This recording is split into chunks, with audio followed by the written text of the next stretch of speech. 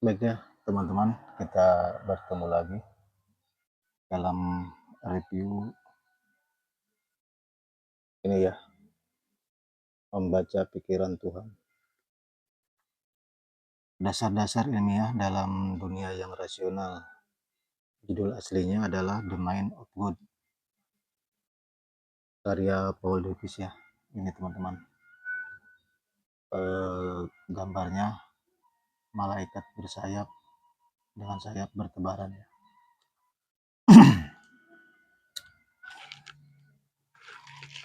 Baik ya, salam Turasun, salam Nusantara, Rahayu ya.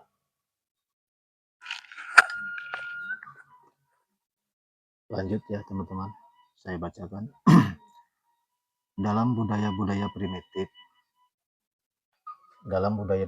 primitif, pemahaman tentang dunia terbatas pada unsur-unsur sehari-hari ya. Jadi pemahaman tentang dunia sangat terbatas pada urusan sehari-hari, semacam perjalanan musim, gerak ketapel atau anak panah. Pemahaman itu sepenuhnya pragmatis dan tidak memiliki basis teoritis kecuali dalam istilah-istilah magis.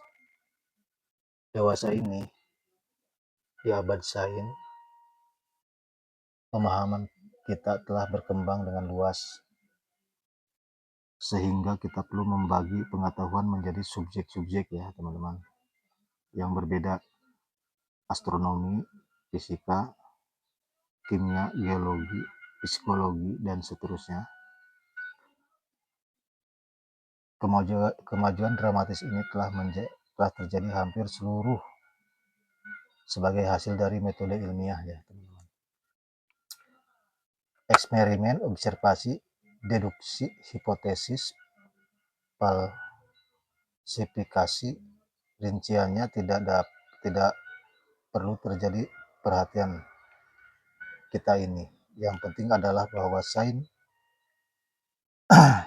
menuntut standar-standar ketat tentang prosedur dan diskusi yang menempatkan rasio di atas kepentingan irasional.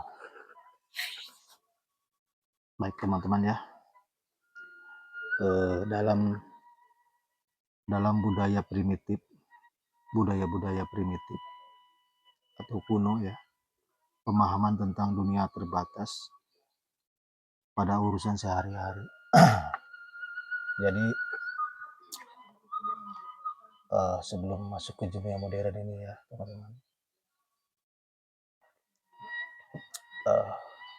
orang-orang dulu, orang-orang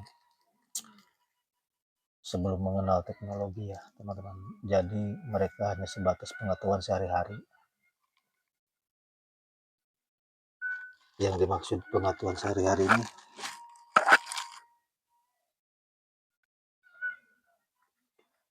ya dia sebatas yang dia tahu aja ya teman-teman. Dia tidak memikirkan teknologi, astronomi dan lain-lainnya teman-teman.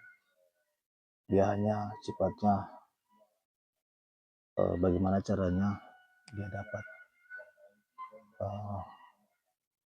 bertahan hidup ya. Jika musim berganti ya dia pindah ke tempat yang musimnya lebih bagus ya teman-teman. Jadi masih nomaden ya. Bahkan di zaman kerajaan pun dia kerajaan awal itu masih belum mengenal astronomi ya. Mungkin kerajaan-kerajaan kesini sudah mulai ada yang memikirkan bagaimana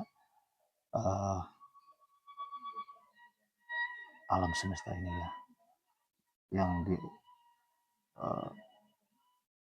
bumi dan di luar bumi ya.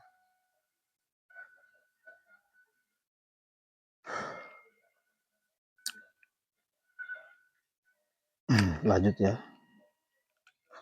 Pemahaman itu sepenuhnya pragmatis dan tidak memiliki basis teoritis ya teman-teman. Jadi apa yang dilakukan ya yang saya tadi bilang, yaitu sebatas bertahan hidup ya, untuk kelanjutan hidupnya ya.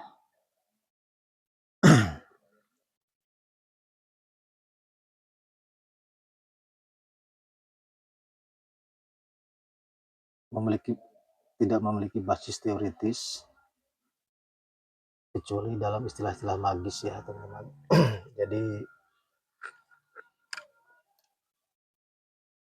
orang zaman dulu itu yaitu yang tadi saya bilang ya, sebatas bertahan hidup. Dia menandakan sesuatu itu hanya sebatas magis ya. Kalau zaman sekarang tahayul gitu teman-teman. Jadi jika ada gerhana ya itu sifatnya bukan sifatnya secara ilmu ya teman-teman. Jadi dia menganggap itu adalah kejadian magis ya teman-teman. Jadi perlu persembahan di situ ya.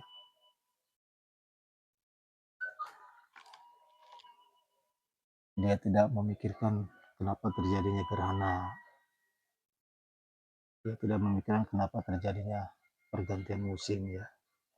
Tapi dia hanya tahu ketika ganti musim ini ya dia mengikuti kemana musim itu berpindah ya teman-teman. Disebutnya migrasi ya. Dia mencari tempat yang bisa ditinggali,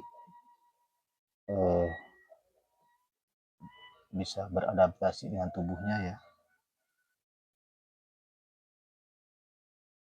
subur. Kalaupun itu di situ musimnya musim salju, dia menghindari salju itu Pak, mencari wilayah yang agak hangat ya teman-teman.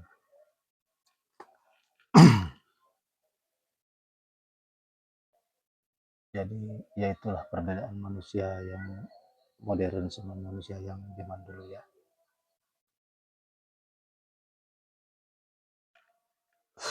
Lanjut ya. Dewasa ini di abad sains, pemahaman kita telah berkembang dengan luas sehingga kita perlu membagi pengetahuan yang berbeda, astronomi, fisika, kimia, geologi, dan seterusnya. Nah itu yang saya tadi bilang gitu teman-teman. Manusia modern itu sudah memilah ya apa yang harus diperdalam itu dibagi-bagi ya sesuai dengan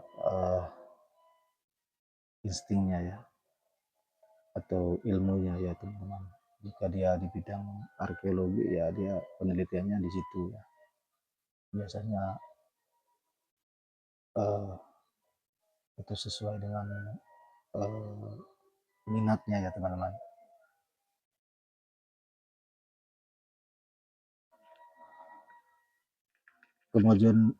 Kemajuan dramatis ini telah terjadi hampir seluruhnya sebagian hasil dari metode ilmiah.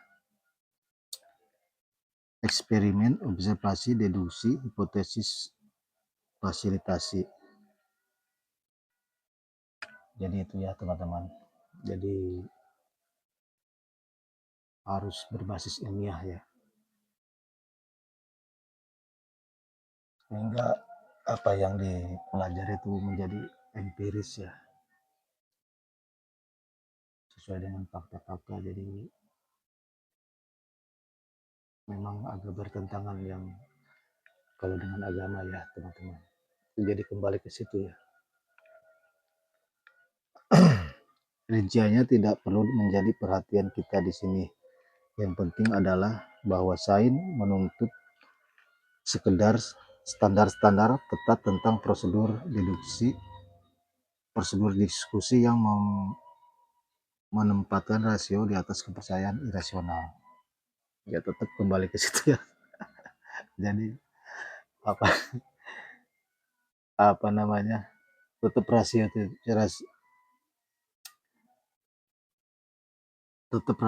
di atas kepercayaan irasional ya teman-teman. Jadi sampai dimanapun pengetahuan ini akan bertentangan ya dengan agama ya teman-teman.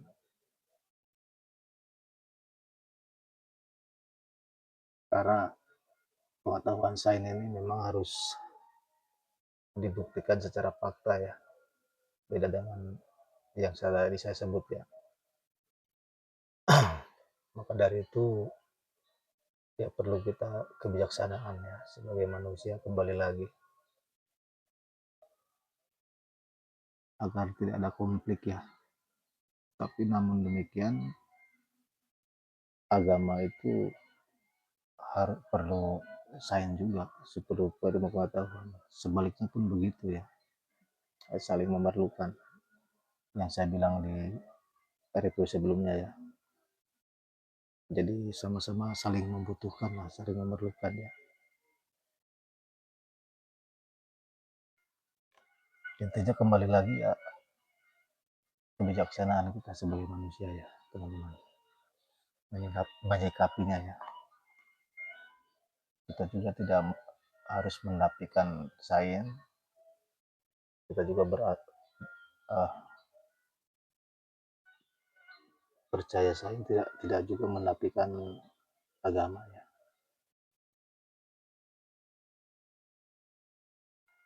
Harus saling berkesinambungan ya teman-teman.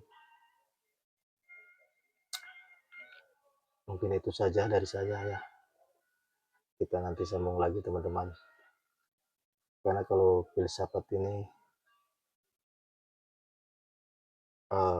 pasti kemana-mana ya teman-teman. Filsafat atau filosofi itu ya selalu berkaitan dengan agama juga.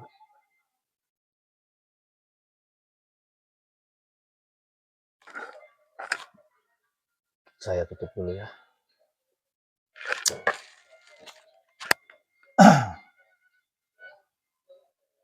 Sampurasun, salam Nusantara, Rahayu.